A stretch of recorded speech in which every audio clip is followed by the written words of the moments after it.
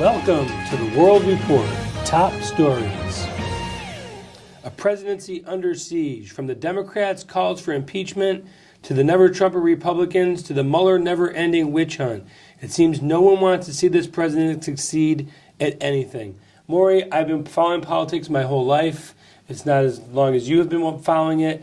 I've never seen as many groups coalesce against one president or one man. You always have the opposition party. That's always going to be there. Yeah. But I've never seen the deep state, the media, the Republican Party, the Democrat Party, former Obama employees, Hillary, the whole country, it seems, except for the people that actually went out and voted this man in. Who voted him in? The factory workers, the people that were losing jobs left and right. And I've said this before, 68% of our gross domestic product, which is now well over $19 trillion, is based on consumption.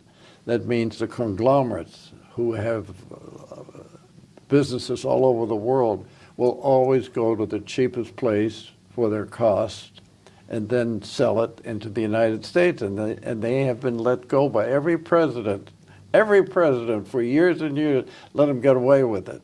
And in the meantime, the United States, which was a big manufacturing and technology power, has shrunk dramatically. I remember the only other number that I remember was about 20 years ago when 20 to 25% of the gross domestic product was based on consumption. Now you've got 60, anywhere, maybe it's down from 68, but it's not much. We have closed factory after factory after factory. No president, no administration has made any effort at all. And you know darn well that if Hillary had come in, she'd have closed every coal mine in this country. The EPA, the Environmental Protection Agency, would have had the same power as the Gestapo had in Germany. Nobody could argue with them. If they said the regulation is to cut back production, whether it's for oil, whether it's for anything regarding coal, and even you know, how much have you heard lately about ethanol? That's a farce. You know, every gasoline that is sold has to 10% of it has to be ethanol, which is a phony, artificial way. Mandate. It's more than a Band-Aid. It's just a way to show that you have a gallon, and it makes the farmers rich because it comes from soybeans and other basic farm products. So I was very happy. You know, what you said at the beginning is very, very much the fact.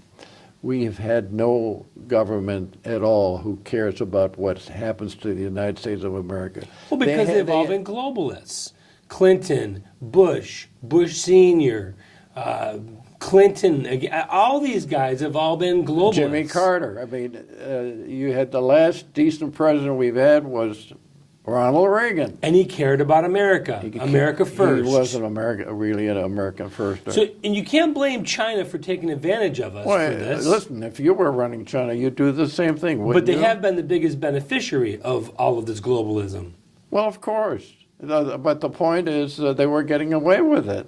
So why not? Listen, I give China a lot of credit. I'm not a Sinophile necessarily, but I'll tell you one thing. That country has a history of 6,000 years of business and understanding. And that country was torn to shreds. You know, first you had Chiang Kai-shek, then you had Mao Zedong, and then you had you know, the whole thing, and they pulled themselves together. And one generation back, most of the country had no running water and no cars, no automobiles, nothing compared to what we would call technological advances. You know, I'm glad you brought that up because I have a very dear friend who really is a China expert. He says, if you go to China, to the big cities, whether it's Beijing or any of the major cities, or, you know, China and India both have 1.35 billion people, so they're highly populated. Their infrastructure is so modern today that they make us look Well, it has to be. They just built it in the last 25, 30, 40 I know, years. but they built it. That's the whole thing. We have done nothing about our infrastructure. Can you imagine 55,000 bridges in this country are not worthy of having cars go over them? They're using them, but if you hear, there was one bridge that fell apart, but there's 55,000 bridges that And it hadn't even been used yet. That bridge was 7 days old, the I one that know. collapsed in Florida. Also, we've had no such thing as an infrastructure of product, meaning a product of pipelines.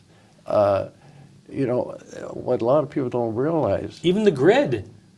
The electrical grid is outdated and dangerous. You started off the question by asking, who's running Washington today? These people running Washington, I'm not saying everybody is indecent and negative, but people that have been elected, I'd say a good share of them are there for the deal they can get for themselves and the pensions they can get. They're not there for the United States of America. And America First used to be a bad word because that was used during the Roosevelt years to the pro-fascist elements that wanted to keep America out of the European war. But today, America First means let's talk about what's good for the United States of America. We are no longer the manufacturing technological powerhouse that we used to be. This is countries that have strong mechanical capability have always been the top countries in the world. Where do you think this Robert Mueller witch hunt is going to end up? I could not even begin to guess. I think the thing is, Trump, who a lot of people don't, forget about the Democrats, they hate his guts.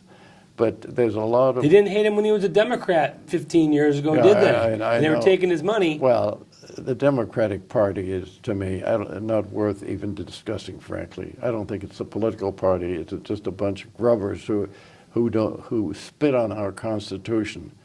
I always go back to Thomas Jefferson, who said, only an educated electorate should have a democracy. Otherwise, you're going to have a bunch of people that are strictly going to do what they're told by their bosses or people that are paying them off. And that's what we got going in this country today. And that's our top story.